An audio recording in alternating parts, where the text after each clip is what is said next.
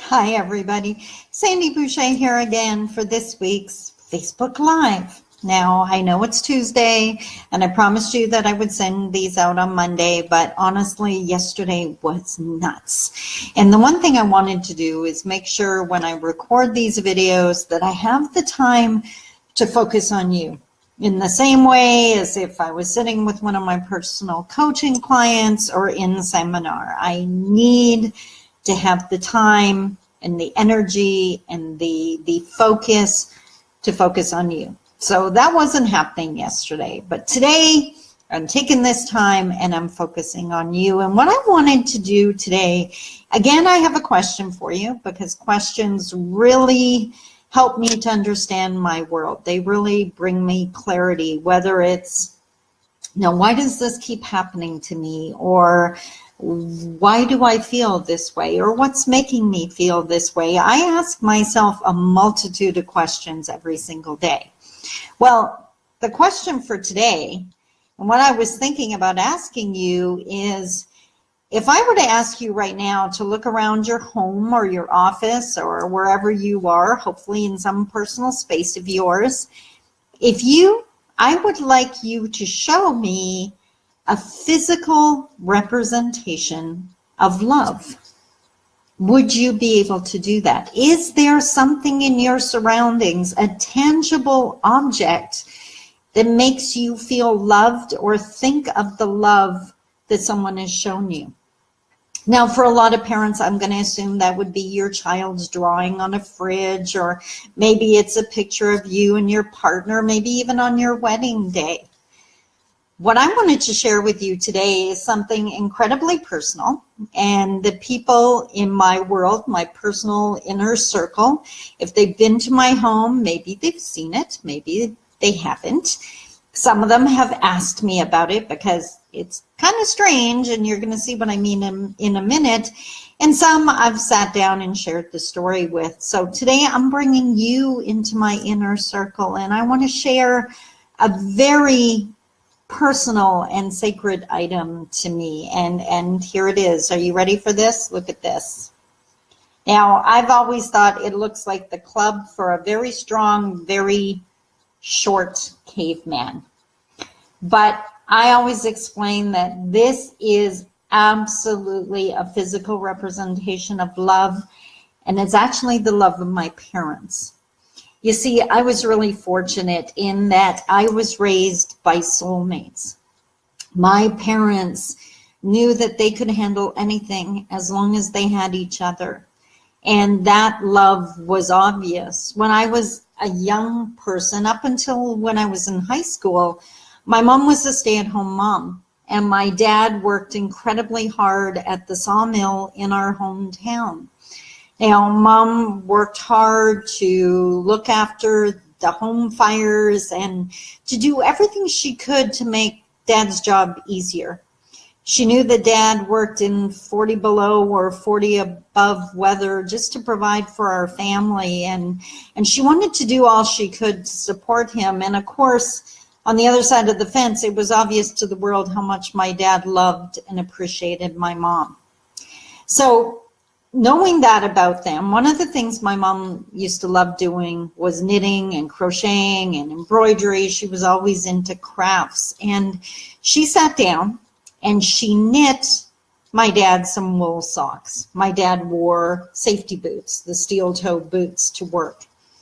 Now, she knit him these wool socks, but you could buy wool socks in the store.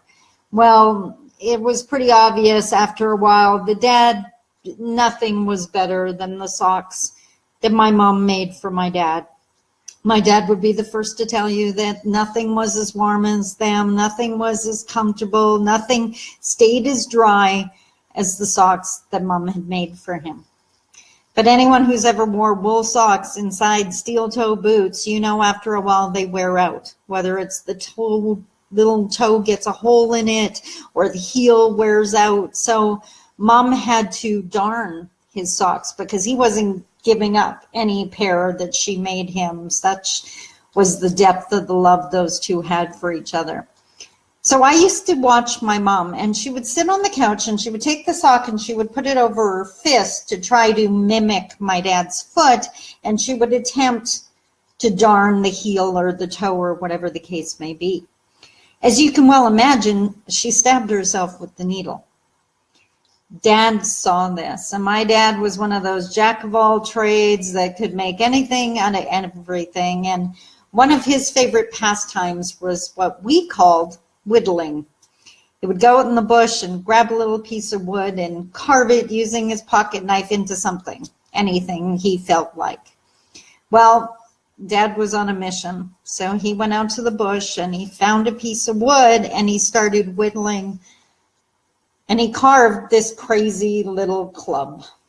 Not for a caveman, but for my mom. So you see, after that, she was able to take the sock and put it over the end and hold on to the handle and be able to darn it without hurting herself. Dad made this because he loved my mom. My mom needed this because she loved my dad. That was the love they had for each other, not throwing money at each other and not even fancy words. It was working every single day and thinking about what the other one needed, just to have life a little bit easier, just to be a little bit more comfortable or a little bit happier. That's the example of love that I always go back to. When I want to show someone I love them, that's where I'm going to go. It's not about proving how great I am. It's about helping them be a little more comfortable or a little bit happier. So that's the kind of love I hope you've enjoyed. I hope it's the type of love you know. And I hope it's the type of love that you're going to be able to enjoy for many, many years to come. That's the kind of love I have in my life with so many people. I have the most amazing friends that are just so quick to offer me a smile or to give me advice or to share with me. And I am so incredibly fortunate and wise enough to realize. I hope you're surrounded by the same kind of people. And if not, I hope you take the steps to get there. My life wasn't always like this. There were days that I was surrounded by people that reminded me how I wasn't worth the air I breathed. That wasn't true. That was because of the pain they carried. But it also meant I couldn't walk with them any longer. And that's okay. I wish them the best. And I've gone on to find the people that I need to walk with. So on this day where I'm totally focusing on love, that is exactly what I wish for you. So have a super duper, double delicious day. And I'll see you next week back here on Facebook Live. I love you. Bye-bye.